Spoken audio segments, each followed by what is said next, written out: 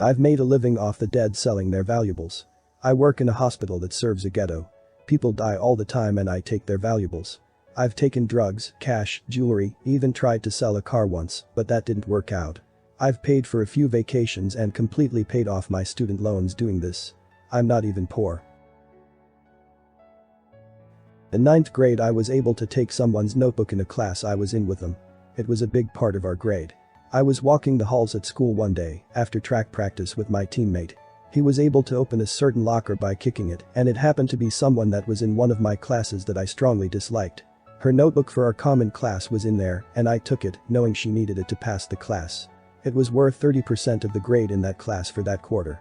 I took the notebook a week before it was due, and watched her squirm and panic in the class, knowing she was going to fail. The day came to turn in the notebook, and she was in tears. Of course she got a 0 on it, and failed that marking period. Weeks later, my friend broke into her locker again, and I put the notebook back. The following day my friend and I watched her open her locker. She stared there in disbelief for minutes. Luckily she didn't fail the class overall, but that was quite evil of me to do. It was in the 1990s. I've seen her on FB from time to time. It's had no impact on her life that I can immediately see. I broke my flat screen TV, and my sister got in trouble for it. When I was 13 years old, my sister was 10. We had a huge flat screen TV in the living room, somewhere around 55 inches. I had a pellet gun that was nowhere near as powerful as a real gun, but it was powerful enough to kill squirrels and birds. Anyways, one night when my parents were out late, I was sitting on the living room couch with my pellet gun while watching one of the Chucky movies. When the Chucky doll came on the screen, I made the genius decision to point my pellet gun at the TV. I was sure that the safety switch was on, so I lightly pulled the trigger. Next thing I know, the entire screen cracks and the TV stops working. Out of fear of getting in trouble and straight adrenaline, I impulsively moved the huge TV into the woods where nobody would find it. When my parents got home later that night, they immediately questioned my sister and I about why the TV was missing. I assured them that I had been in my room the whole time they were gone, so it must have been my sister. My sister denied knowing anything for hours, as did I. My parents finally came to the conclusion that someone must have quietly stolen the TV while my sister and I were in our rooms, as they didn't think we were physically capable of moving the TV very far. It was a major struggle. Still to this day, my parents question us about the TV, and we remain in denial of knowing anything. I plan on telling them when I am well into adulthood, because hopefully by then, it will be something to laugh about. I pushed a girl into a giant pile of fire ants when I was in preschool. I remember slightly that me and some kids were playing Lord of the Rings. We were running around the playground and knew of the existence of a giant fire anthill. This was Mortar. All I remember is a girl asking to play with us, and at some point I thought it was a good idea to push her into the fire anthill.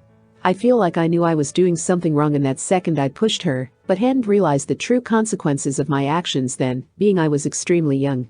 I remember her screaming and crying as ant covered her legs. Just the sight of it traumatized me, so I can only imagine what it did to her. I ran away and hid under the monkey bars until I got in big trouble. Her parents brought her in the next day, and her legs were covered with fire ant bites. I apologized, and I still remember this to this day, 20-some-odd years later. I stole my friend's invite to my party because I'd changed my mind about inviting her. When I was in 7th grade I had a birthday party like many people do. I had invited this girl, Elle, to my party because we were friends at the time. Elle was different than the other girls in appearance, and she was much more rough and masculine. I liked her, but sometimes she made me uncomfortable because of the fact she was different. I definitely considered her a friend and decided to give her an invite to my birthday party. After I gave her the invite I changed my mind because I started to feel uncomfortable about how she was different again. I obviously couldn't just uninvite her, so when she was distracted in class, I stole the invite back from the side pocket of her backpack. She didn't notice and never said anything to me in person. I think that she didn't look for it again until it got close to my birthday party. When she realized it was gone, it was the weekend of the party, I believe so, she sent me a message on Gmail to ask for the time and my address, since she lost her invite. I ignored her. She never ended up going, like I wanted, but to this day, about 6 years later, I still feel so insanely guilty when I think about it. She was definitely different, and I know this created a lot of insecurity for her. I hate to think that I contributed in ostracizing her. She had friends, but it just wasn't the same. She wasn't included like other girls. I also was excluded, but a little less than her. I hope that she's doing okay, and I hope I am eventually able to forgive myself. I still have the unopened messages in my email account. Maybe one day I'll delete them. Thank you for watching. If you like these stories, don't forget to like and subscribe. It would mean the world to me.